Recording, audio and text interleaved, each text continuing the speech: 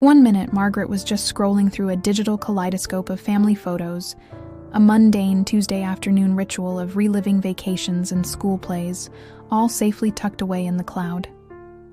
The next? Her breath hitched, her fingers froze mid-swipe, and her entire world tilted on its axis.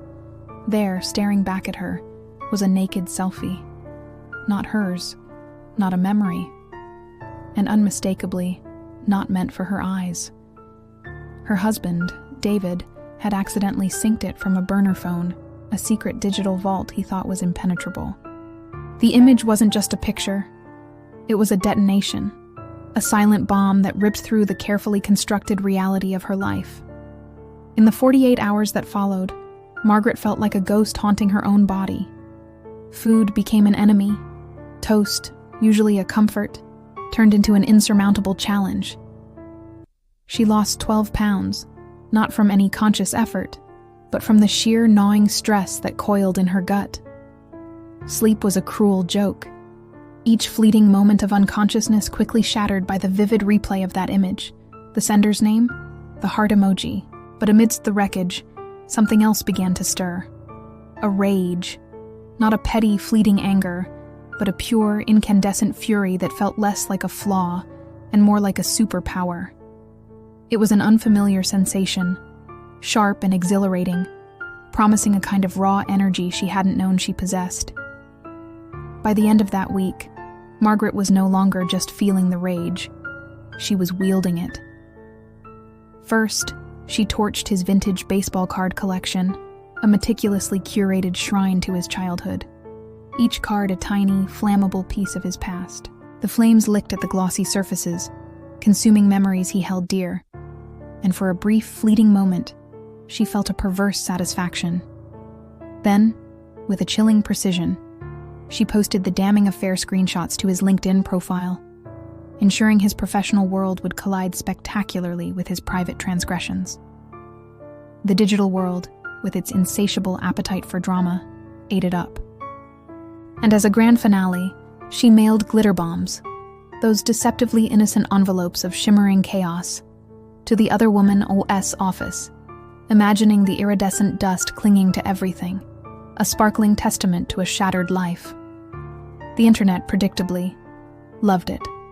Strangers on forums cheered her on, validating her every move with heart emojis and cries of, "You go, girl." Her friends, shocked but fiercely loyal, rallied around her, their voices a chorus of approval, their eyes reflecting a shared, vicarious triumph. Yet, amidst all the external validation, the applause, the digital high fives, Margaret felt hollow.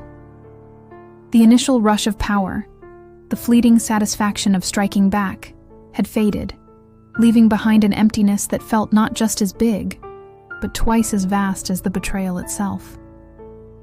The hole in her chest, instead of shrinking, seemed to have expanded, devouring her from the inside out. Today, we're not just recounting a story of betrayal and revenge.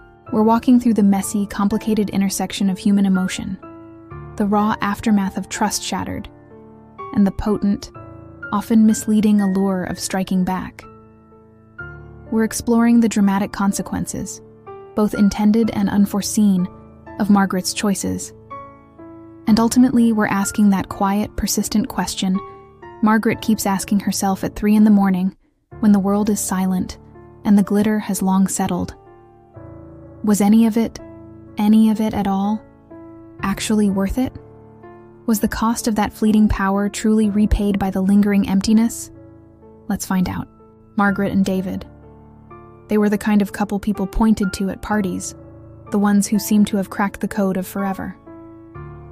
She married him at 26, a picture of starry-eyed optimism, convinced they were building something bulletproof. And for 10 years they did.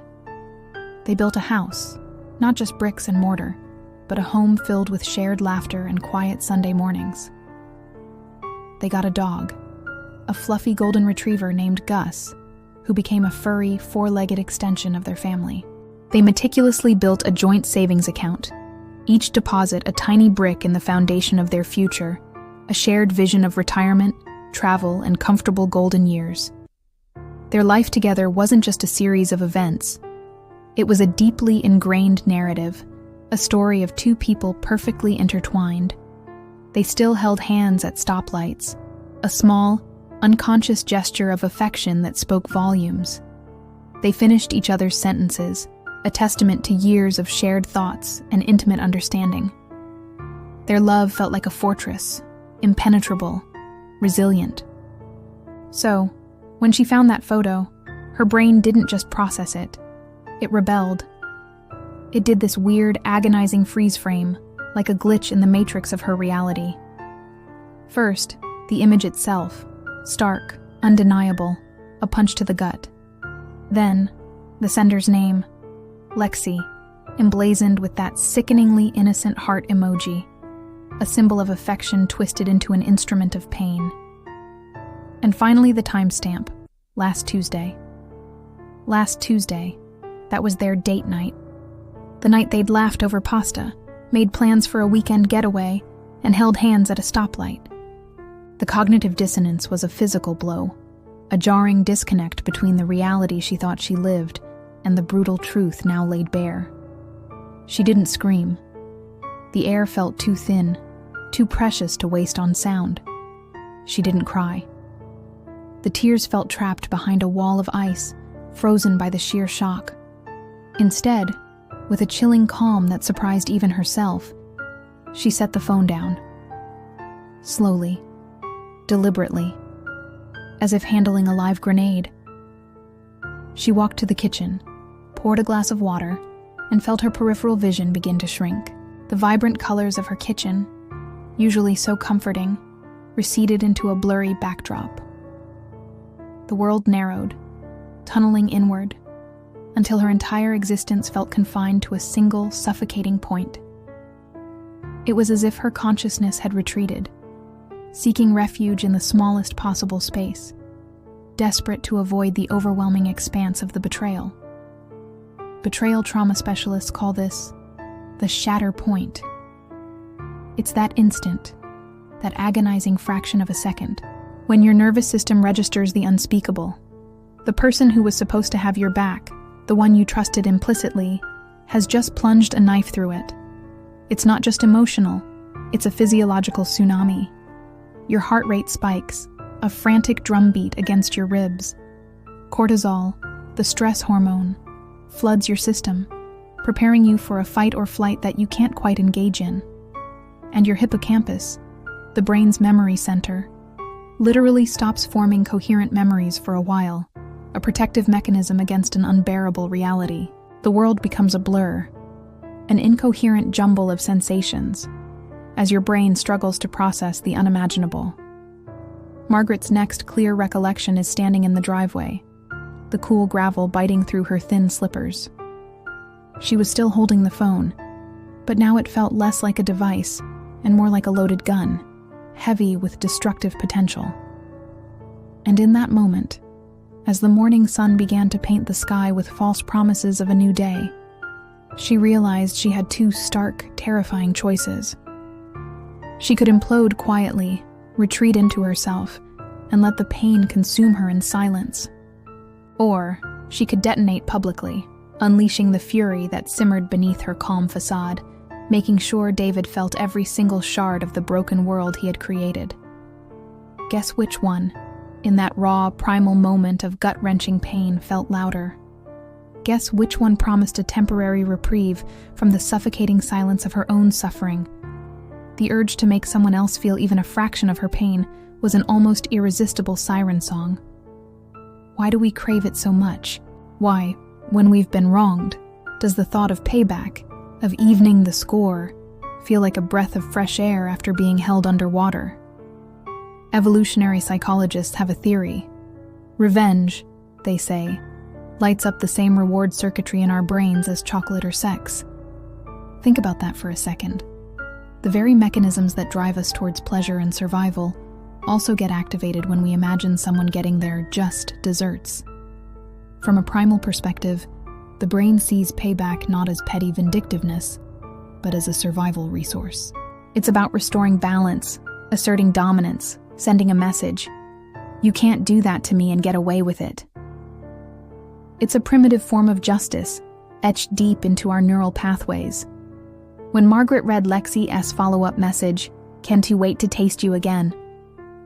it wasn't just words on a screen. It was a match to dry tinder. Her amygdala, the brain's emotional command center, didn't just hijack the steering wheel. It floored the accelerator. Rational thought, long-term consequences, the quiet voice of her conscience. All of it was drowned out by the roar of pure, unadulterated rage. She wasn't thinking about the future, about reconciliation, about the complexities of human relationships. She was thinking, I need to balance the pain scale right now. The emotional ledger was so grotesquely out of whack, so tilted in David's favor, that the only thing that seemed to make sense was to inflict a proportional amount of suffering. Or ideally, more. We've all tasted that impulse, haven't we? It might be on a smaller scale, less earth-shattering than marital betrayal, but the core feeling is the same.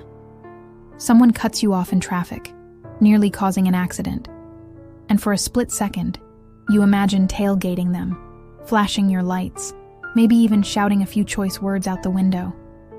That fleeting fantasy of retribution, that surge of adrenaline, it's a tiny echo of what Margaret felt. Or maybe a coworker unfairly steals credit for your hard work, and you fantasize about CCing the boss, exposing their deceit, watching them squirm. These aren't necessarily actions we take, but the impulse is there, a whisper of primal justice. Now, multiply that impulse. Multiply it by the life you meticulously built with another human being. A life filled with shared dreams, intertwined finances, a home, a dog, a decade of trust. And then watch it burn. Not slowly, not gracefully, but in a sudden, catastrophic inferno, sparked by a single illicit selfie. The desire for revenge in that context isn't just an impulse. It becomes an all-consuming fire, a perceived necessity for emotional survival. Revenge, in those moments of raw agony, promises a shortcut to dignity restoration. It whispers sweet nothings about reclaiming power, about proving that you won't be walked over, about making the perpetrator pay for their transgressions.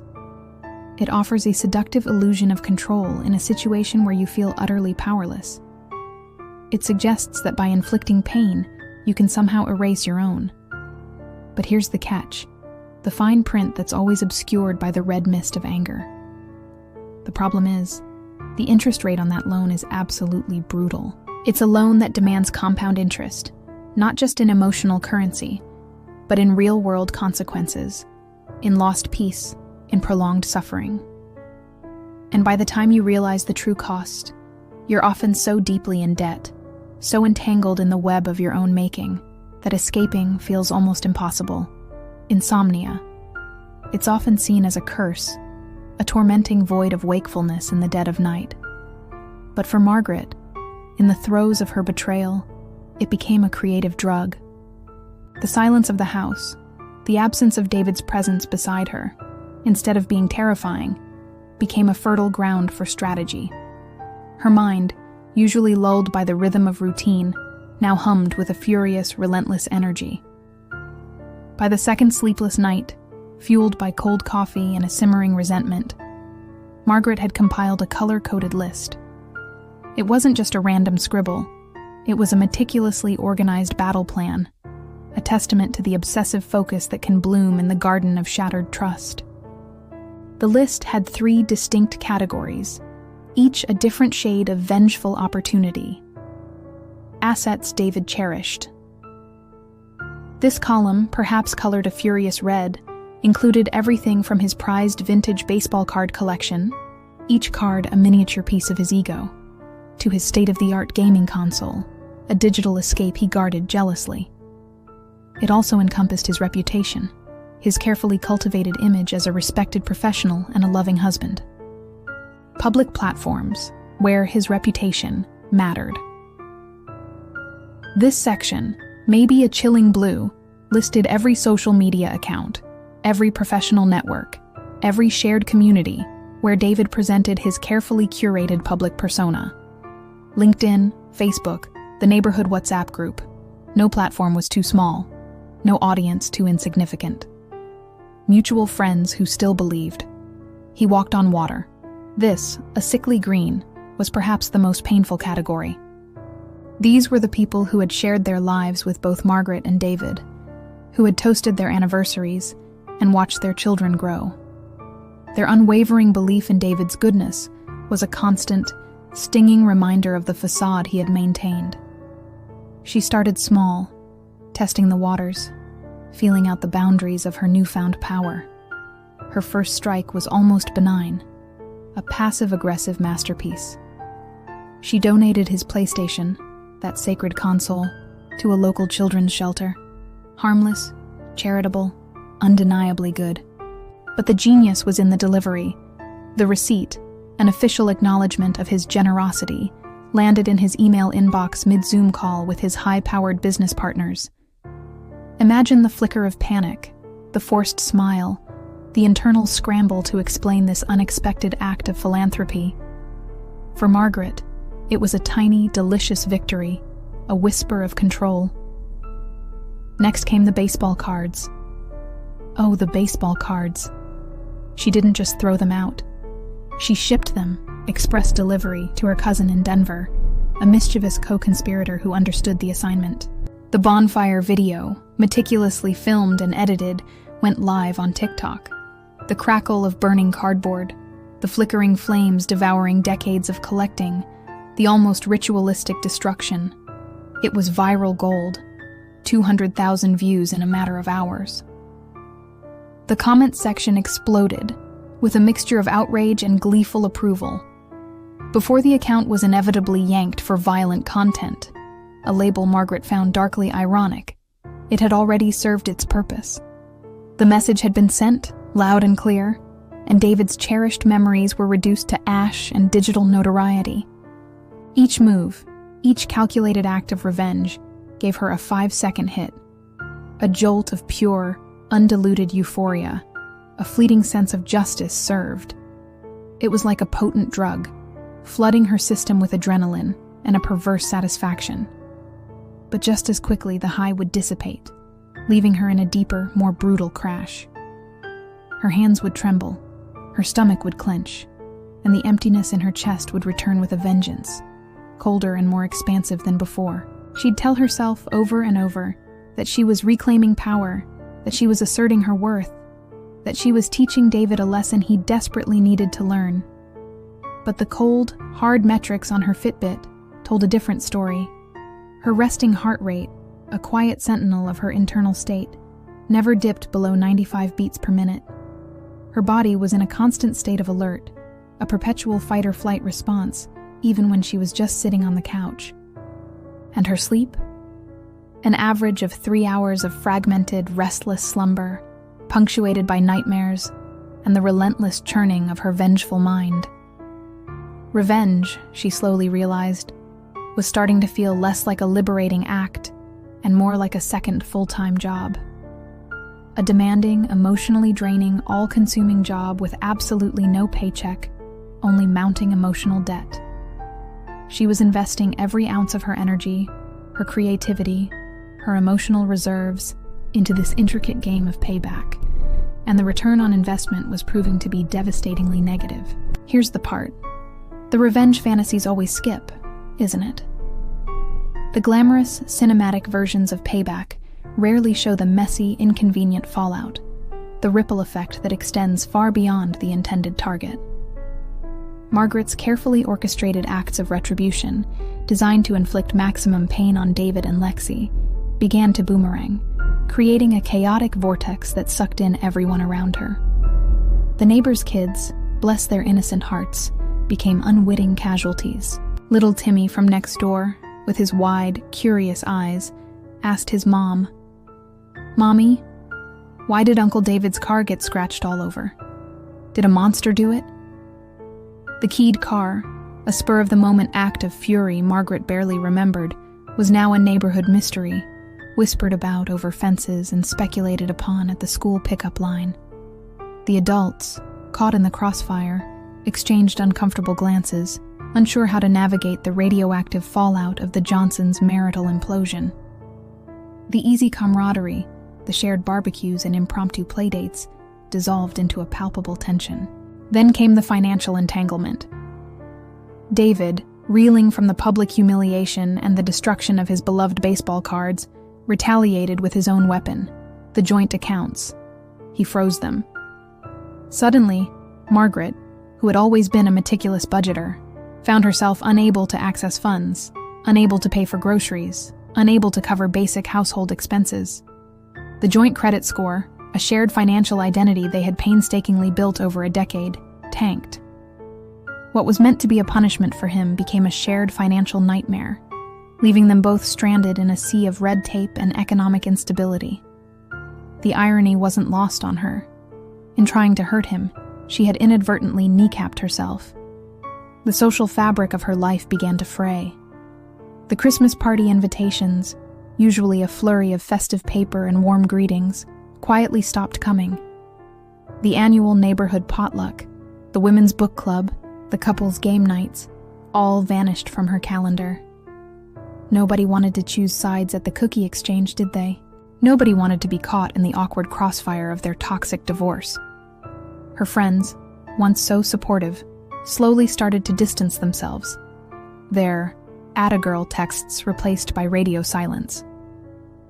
Margaret became a walking, talking embodiment of drama, and people, understandably, sought to protect their own peace. The loneliness, deeper and more profound than any anger, began to set in. And her mom. Oh, her mom. Every single conversation started with, "Have you prayed about this, dear?" As though betrayal were a mildew problem that a good dose of spiritual bleach could fix. Margaret longed for a hug, for an understanding ear, for someone to simply acknowledge the depth of her pain without offering platitudes or suggesting divine intervention. Instead, she got well-meaning but utterly unhelpful advice that only served to make her feel more isolated, more misunderstood. The chasm between her raw, visceral experience and her mother's gentle, faith-based approach felt insurmountable.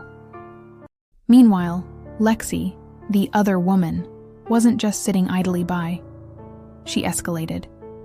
She created a fake Instagram profile, meticulously crafted to mimic Margaret's, and began posting screenshots of Margaret's more unhinged revenge texts, carefully taken out of context. She spun a narrative of Margaret as a crazed, unstable woman, a stalker, a menace. Suddenly, Margaret's employer, a conservative firm that valued discretion above all else, wanted a wellness meeting. Her carefully built professional reputation, once a source of pride and stability, was now under scrutiny, threatened by a digital smear campaign.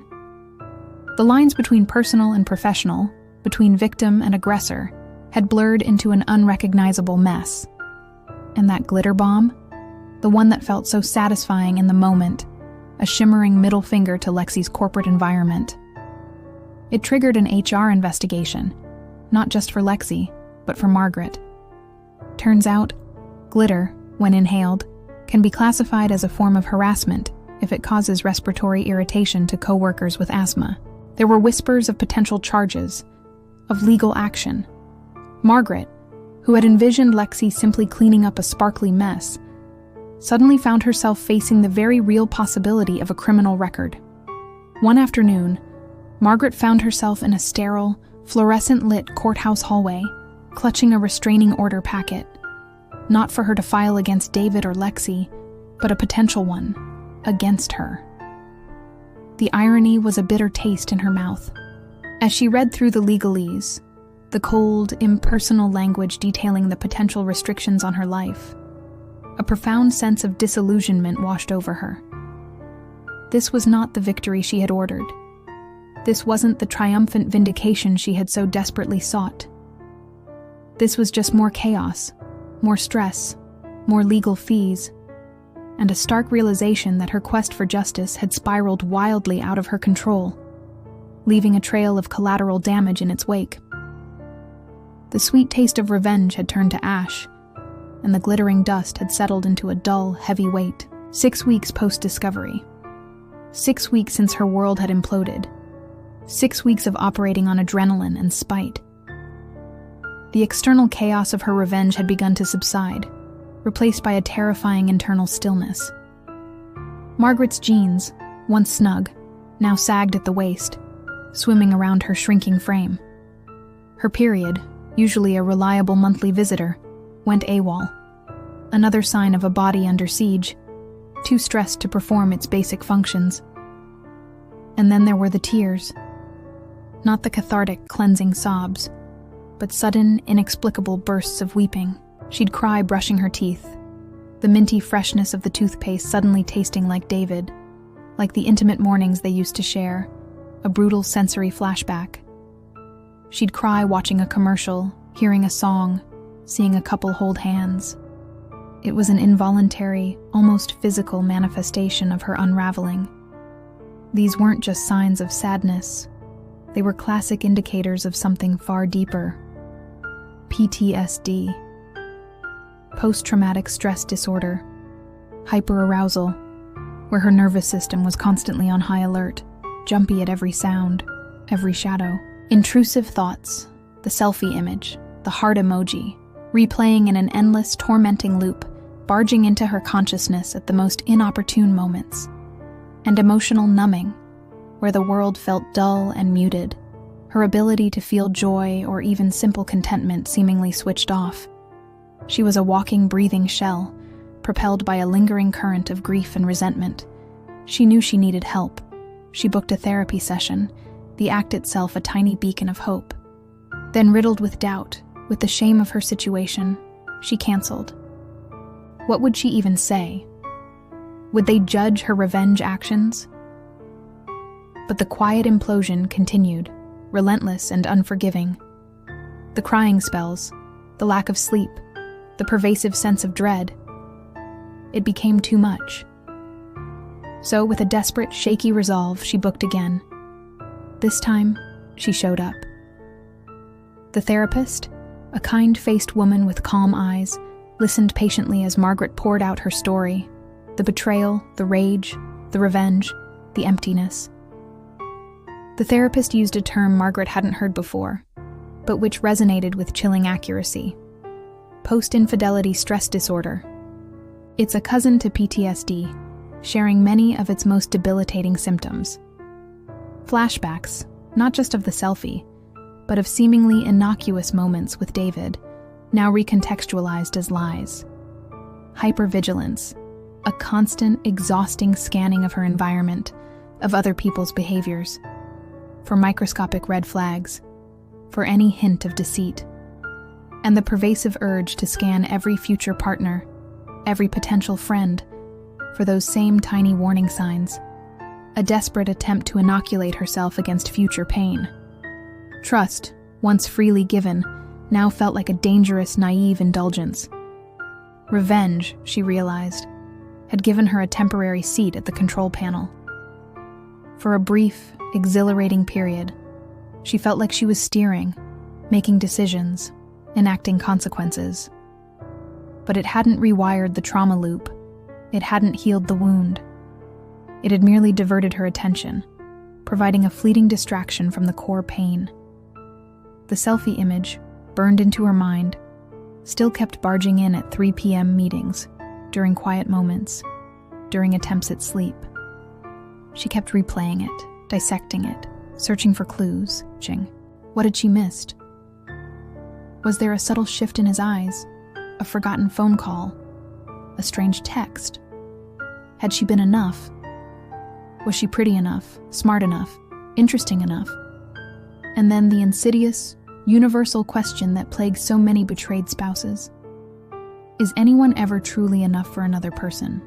Or is betrayal an inevitable part of the human condition? That, Margaret learned, is the hidden cost nobody truly tallies. It's not just the financial ruin, the lost friendships, the legal threats. It's the way betrayal colonizes your self-talk, poisoning your inner narrative long after the other person has apologized, or, in David's case, sent a lukewarm, almost insulting text. "I never meant for this to happen." A text that felt less like an apology and more like a flimsy excuse. a desperate attempt to absolve himself without truly acknowledging the devastation he had wrought. The internal monologue of self-doubt, of questioning her worth, of replaying the past, became a relentless, exhausting companion, far more damaging than any glitter bomb or burned baseball card. The true battle, she was realizing, wasn't against David or Lexi. It was against the enemy within. The implosion continued, quiet and relentless, until one night, lost in the digital rabbit hole of her insomnia, Margaret stumbled onto a Reddit thread. It was a strange corner of the internet, a community of betrayed spouses, but with a peculiar, almost whimsical twist. The thread was titled, "Petty Revenge You Never Took, and Why You're Glad You Didn't." Intrigued, she clicked. She scrolled through stories of imagined tire slashing, of anonymous tips to HR, of meticulously planned public embarrassments that were, at the last minute, abandoned. Each story was a mirror reflecting her own darkest impulses, but with a crucial difference. These people had pulled back from the brink. And then she saw it. The top comment, gilded with hundreds of upvotes, resonated with a profound, almost spiritual clarity. "I wanted to slash his tires. Instead, I signed up for a half marathon. Ran it in under 2 hours while he watched our kids. Crossing that finish line felt better than any revenge fantasy." Something in that story, so simple, so profoundly personal, cracked the concrete around her heart. It wasn't about David. It wasn't about Lexi. It was about her. It was about channeling that immense destructive energy into something self-affirming, something that built her up instead of tearing others down. It was about proving something to herself, not to an audience of strangers or to the person who had betrayed her. She didn't lace up running shoes that evening. The thought of a half marathon in her current state felt ludicrous, an impossible feat. But she did something else. She opened a blank Google Doc, the cursor blinking expectantly, a tiny white light in the darkness. She titled it, almost tentatively, "Things I Used to Love Before David." The list started small, hesitant. "Fresh basil," she typed, remembering the vibrant scent from her herb garden. "Foreign films," thinking of the art house cinema they used to frequent, a shared passion. "Road trips with no destination." A memory of impulsive adventures, windows down, music loud, the freedom of the open road. But as she wrote, a strange alchemy began to happen. The memories, initially tinged with sadness and loss, slowly began to reclaim their original joy. They weren't just things she used to love. They were things she could love again. By sunrise, the single page had swelled to 3. The list was a vibrant tapestry of forgotten joys, of passions sidelined, of parts of herself that had been subsumed into the we of her marriage. There were books she wanted to read, places she wanted to visit, skills she wanted to learn. There were old friendships she wanted to rekindle, quiet mornings spent painting, evenings lost in music. As the first light of dawn filtered through her window, painting the room in soft hues, Margaret felt a foreign sensation bloom in her chest. It wasn't the fiery rush of revenge, nor the cold grip of contempt. It was curiosity. A gentle, persistent, almost hopeful curiosity. What else was out there? What other parts of herself had she neglected? What possibilities lay dormant, waiting to be awakened? She realized, with a clarity that felt like a quiet revelation, that revenge had been a placeholder. A loud, demanding, all-consuming placeholder for something far more profound and painful. Grief. Grief for the life she thought she had. Grief for the trust that was shattered. Grief for the person she used to be. And now, after weeks of futile, destructive lashing out, grief was finally ready to speak in its own voice. It was a soft, mournful voice, but it was authentic, and it was hers. And for the first time in a long time, Margaret felt a flicker of something resembling hope. 12 weeks. 12 weeks since the selfie. 12 weeks of chaos, sorrow, and a slow, agonizing crawl towards something resembling self-awareness. Then, a text message. David, can we talk? I'm in therapy. Against every girlfriend's vehement advice. Don't do it, Margaret. He just wants to manipulate you. She agreed to coffee. Part of her, the old Margaret, still clung to a sliver of hope for understanding, for an explanation that might somehow make sense of the senseless. Another part, the new, hardened Margaret, felt a detached curiosity, a desire to see the damage she had inflicted, to witness his suffering firsthand. He was already there when she arrived, hunched over a small table in the corner of their old favorite coffee shop. He looked smaller, not physically, but emotionally. His usually sharp suit looked rumpled, his hair unkempt. His eyes, normally piercing and confident, were swollen and bloodshot, like he'd been crying on the commute, perhaps even in the car park just moments before she arrived. The sight of him, so diminished, was jarring.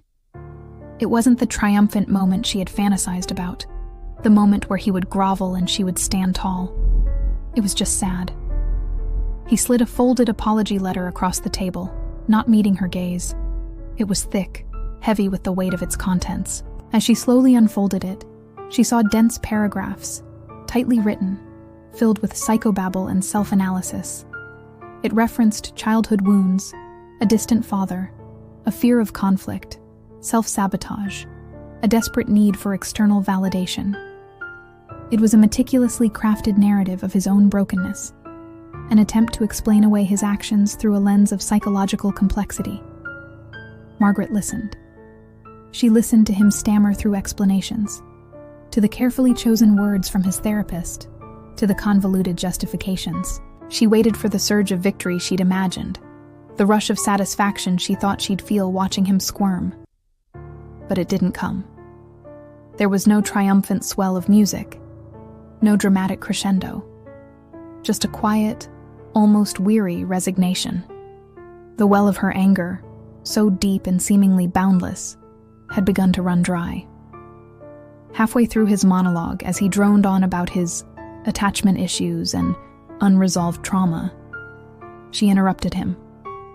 Her voice, though quiet, was firm, cutting through his self-pity with surgical precision. "I don't need the origin story, David," she said, her gaze finally locking with his, unwavering. "I needed honesty when it counted. When we were building a life, when we were making vows, when I was pouring my heart and soul into us. That's when I needed honesty." Something about saying that out loud, about articulating the simple, undeniable truth of her need, dissolved the last vestiges of her appetite for punishment. It wasn't about his flaws, his past, his therapy speak. It was about the fundamental breach of trust, the deliberate deception in the face of shared commitment. And in that moment, the desire to make him suffer, to see him crushed, simply evaporated. It wasn't forgiveness, not yet. It was something more akin to emotional exhaustion, a profound weariness of the fight. She stood up, pushing her untouched latte away. The aroma, once comforting, now felt cloying. "I'll mail the divorce papers by Friday," she said, her voice devoid of emotion, a simple statement of fact. She didn't wait for his reaction, didn't linger for a rebuttal, didn't allow for further argument. She walked out before the latte even had a chance to cool. She had expected fireworks. She had envisioned a dramatic confrontation, a mic drop moment of triumph. Instead, she felt quiet. She felt the way you do when the dentist removes the final bracket after years of braces. Tender, a little raw, perhaps a lingering ache in places you didn't even realize were still sensitive, but weirdly, profoundly finished. The apparatus of her marriage and her revenge had been removed. The pain was still there, a ghost limb of what once was, but the constricting, painful pressure was gone. The long, arduous process of correction was over. Now, the real work could begin. Learning to live with the new landscape of her life. Here's what revenge, for all its seductive promises, can't do. It can't rethread your nervous system back to safety. It can't convince your amygdala that the threat is truly gone. It can't quiet the hypervigilance, the constant scanning for danger that betrayal imprints on your very being. That, Margaret learned, is the real work. The slow, painstaking, often excruciating process of convincing your body and mind that the war is over, that you are finally safe. She started with the basics, not grand gestures or dramatic pronouncements, but the fundamental building blocks of well-being, meticulously rebuilt, one by one. 8 hours of sleep, even if it meant melatonin and meditation. 3 balanced meals a day, even when her appetite still rebelled. 30 minutes of movement, whether it was a brisk walk around the block or a gentle yoga flow, coaxing her body back into a rhythm of peace. These weren't luxuries. They were non-negotiable foundations for rebuilding her shattered internal world. She deleted TikTok for a month. That platform, once a source of vicarious validation for her revenge, had become its own slow poison. Doom-scrolling betrayed wife hashtags, immersing herself in endless stories of infidelity and retribution, only served to keep her wound open, to feed the beast of her resentment. It was a constant reminder of the pain, a perpetuation of the trauma cycle. Disconnecting, even temporarily, was an act of radical self-care, a conscious choice to starve the negativity. Therapy sessions, initially weekly, slowly transitioned to bi-weekly, then monthly. The consistent presence of a compassionate, objective professional was a lifeline. EMDR, eye movement desensitization and reprocessing, helped her brain process the traumatic memories. The therapist guided her through the exercises, and slowly, painstakingly, the selfie image that kept barging into her 3 p.m. meetings, that lurked in the corners of her mind, began to lose its potency. It didn't disappear entirely, but it became less vivid, less intrusive, less emotionally charged. It transformed from a live grenade into a faded photograph, still painful, but no longer actively detonating her peace. She learned the crucial, nuanced difference between forgiveness and amnesty. One, she realized, is about releasing her own hostage. It's about untethering herself from the prison of resentment, from the toxic grip of anger, not for the perpetrator's sake, but for her own. It's a profound act of self-liberation, a choice to stop carrying the heavy burden of someone else's wrongdoing. The other, amnesty, is about letting the perpetrator off the hook, absolving them of their responsibility, pretending the harm never happened. Margaret chose the first. She chose to release herself. The second, the idea of amnesty for David, she left firmly on the table, a decision for another day, or perhaps never. Her healing was about her, not about him. Slowly, almost imperceptibly, the tunnel vision widened. The world, once reduced to a narrow, dark corridor of pain and revenge, began to expand, to regain its color and depth. She noticed sunsets again, the vibrant hues painting the evening sky, a spectacle she hadn't truly seen in months. She remembered colleagues' birthdays, sending thoughtful messages, re-engaging with the small acts of connection that had once been so natural. And then, one morning, she noticed the cute barista at her local coffee shop, the one who drew tiny, intricate sailboats on the foam of her latte. She noticed his smile, the way his eyes crinkled at the corners. And for the first time, a flicker of genuine, unforced interest, a hint of future possibility stirred within her. The pain didn't vanish. It didn't magically evaporate into thin air. That would be a fairy tale, and Margaret was done with fairy tales. But it stopped chairing every single meeting in her head. It moved from the center of the boardroom to a quiet corner office. It was still a presence, a scar, a reminder of what she had endured. But it no longer dictated her every thought, her every action. It no longer consumed her. She was learning to live alongside it, to acknowledge it, but to also carve out vast new spaces for joy, for curiosity, for a life that was distinctly, gloriously her own. Let's run the numbers, shall we? Let's tally the true cost of Margaret's revenge, the ledger of what was gained and what was irrevocably lost.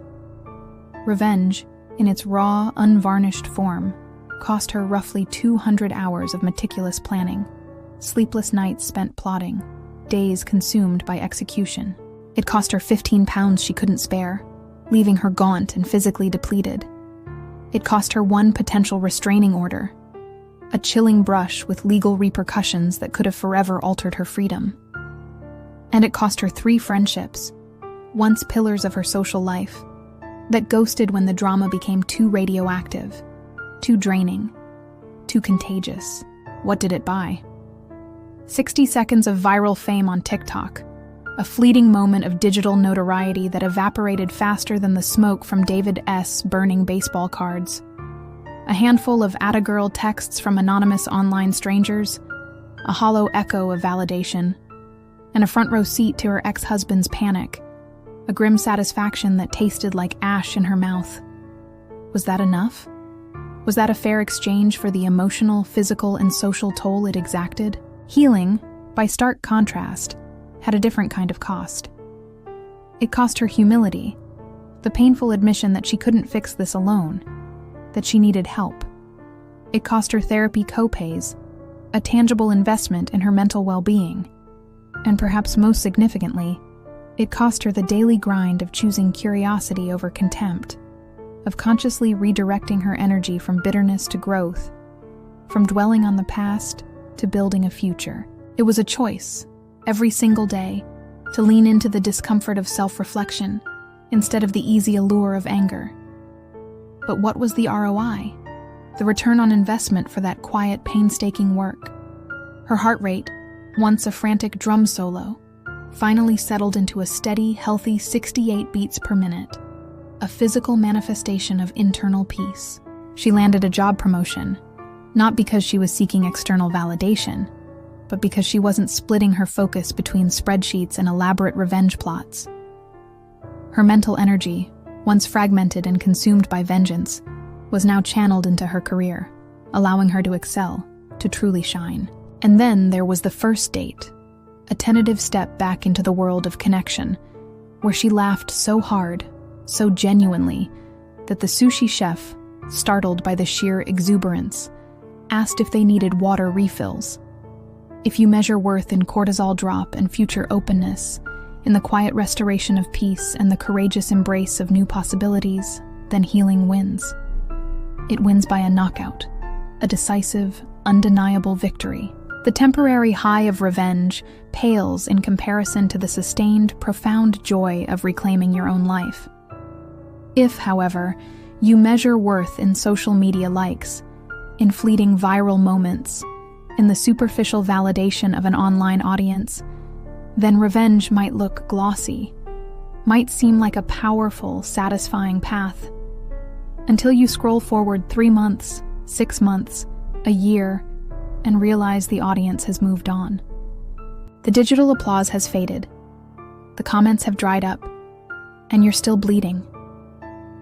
You're still nursing the wounds, still trapped in the cycle of anger and resentment, while the world, indifferent to your personal drama, has simply turned the page. The true cost of revenge isn't just what you lose, but what you fail to gain. The future you sacrifice for a temporary, illusory satisfaction.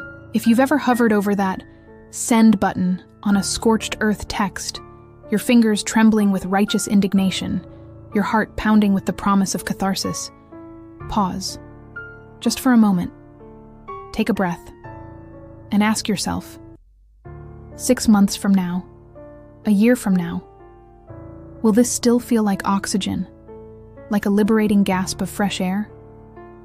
Or will it feel like smoke, choking you, blinding you, leaving you gasping for breath in the aftermath of a self-ignited fire? We've all been there, in that white-hot crucible of betrayal and anger. So, if you're willing, Drop your story in the comments below. What stopped you from sending that message, from making that call, from unleashing that fury? What was the moment of clarity, the quiet shift that allowed you to choose a different path? Or if you did choose revenge, what do you wish you'd done differently? What lessons did you learn from the wreckage? Let's trade revenge recipes for resilience hacks. Let's swap tales of destructive payback for stories of powerful, authentic comeback. Because the best comeback, the most profound victory, isn't about watching someone else's life crumble. It's about building a life that feels so rich, so full, so utterly worth living that you don't need to.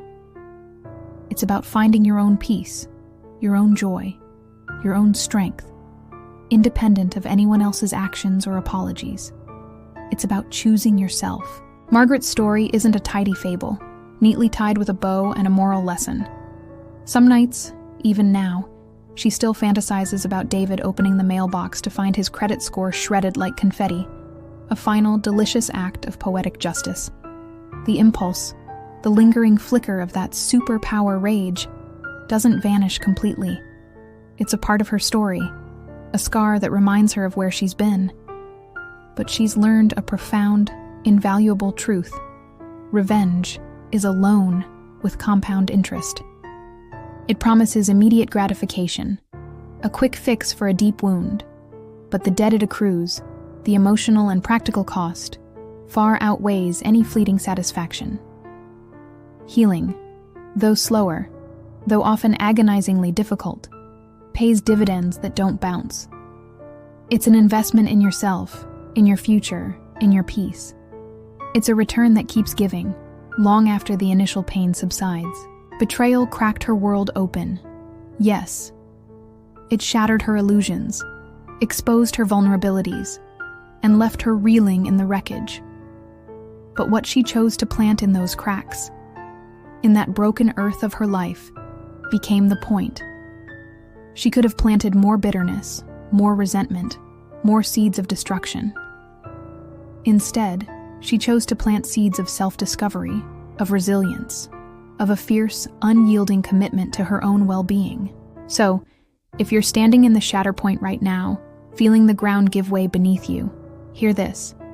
The urge to level the score, to make them pay, to unleash hell, that's human. It's a primal, understandable response to profound pain.